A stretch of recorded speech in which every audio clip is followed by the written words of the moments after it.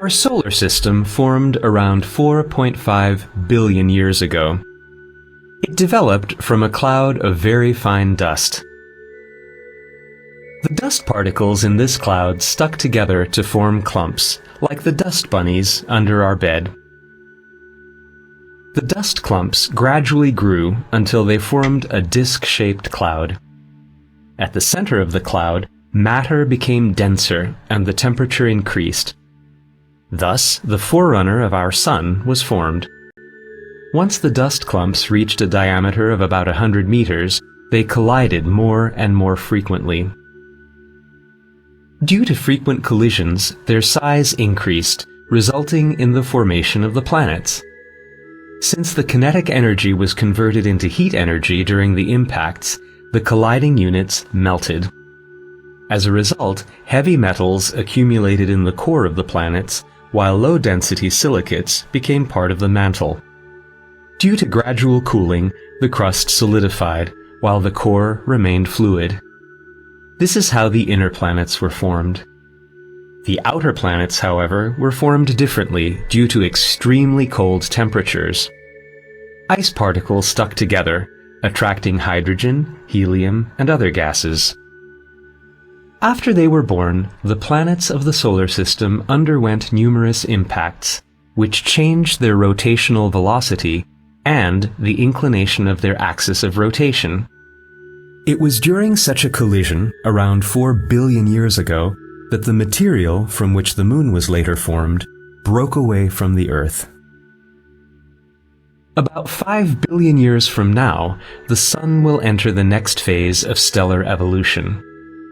Once the nuclear fusion of hydrogen stops in its core, the core will shrink, while the outer layers will inflate, and the Sun will become a red giant. About 7.9 billion years from now, the Sun will reach its maximum size during its red giant phase. It will be 256 times its current size. After engulfing Mercury and Venus, the Sun will probably engulf the Earth as well. Then the outer layers of the Sun will gradually separate from its core, forming a planetary nebula. The core itself will shrink even more, and it will become a white dwarf.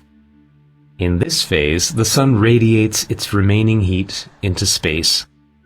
In the last phase of its life, once its remaining heat is depleted, the Sun will become a dark and cold black dwarf.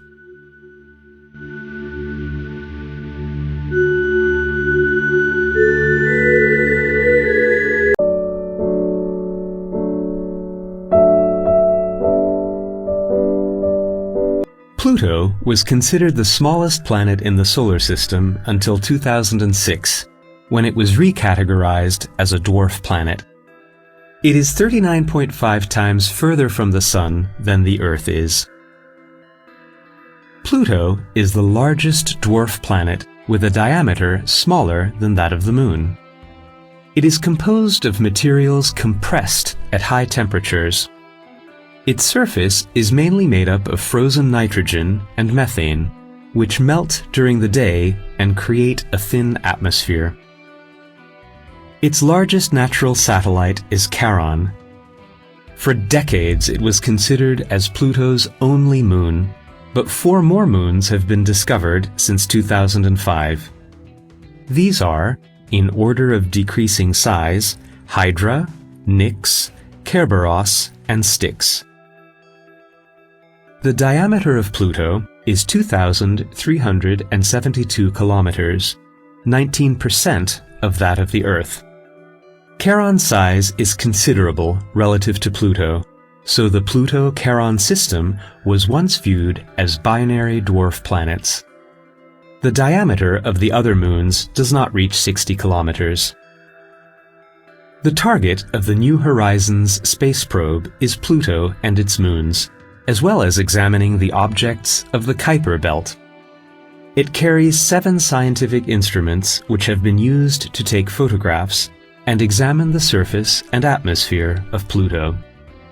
It also contains the first student-built instrument ever to have been placed on a space probe.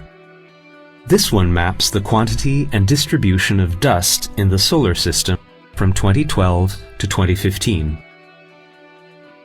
The New Horizons space probe was launched on the 19th of January 2006. The space probe traveled 5 billion kilometers for 9 years to reach Pluto. It is the first space probe to be sent to Pluto, as well as the first mission sent to a binary system and to an icy dwarf planet. It took less than a year after the launch for the space probe to reach Jupiter, where a gravity assist maneuver was carried out. This maneuver is designed to increase the spacecraft's speed and alter its flight path using the orbital energy of a planet. As the spacecraft approaches the planet and flies with its movement, the planet's gravitational pull on the spacecraft increases its momentum and thus its speed. Due to Jupiter's gravitational impetus, New Horizons' speed was increased by 14,000 kilometers per hour. Meanwhile, Jupiter only lost an insignificant amount of its energy. Accelerated by Jupiter's energy, the space probe continued its journey towards Pluto and flew by the planet on the 14th of July, 2015. Since approaching Pluto, it has carried on its journey in the Kuiper belt. It is now heading towards 2014 MU69, a classical Kuiper belt object with a diameter of 45 kilometers. The space probe will approach it on the 31st of December, 2019. The New Horizons mission has helped us gather the following information about Pluto: its exact diameter, which is bigger than had been thought before. The surface of Pluto is brownish red and much more varied and complex than had originally been considered, while the surface air pressure is lower than expected. As well, its atmosphere is gradually being blown away by the solar wind, just as happened to the early Earth's atmosphere. Charon also has a varied surface with a brownish red north pole.